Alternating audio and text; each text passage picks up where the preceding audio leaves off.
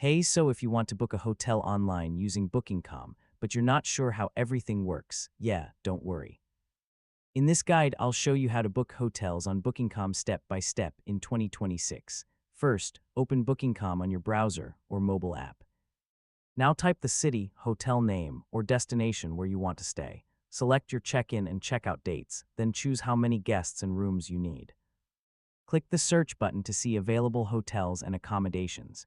Use filters like budget, star rating, free breakfast, or free cancellation to narrow your results.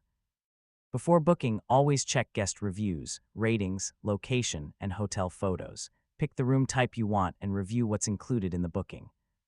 Now enter your name, contact details, and any special requests if needed. Add your payment information if required and confirm the reservation. After booking, you'll receive a confirmation email with your reservation details. And yeah, that's it. You've successfully booked a hotel on Booking.com.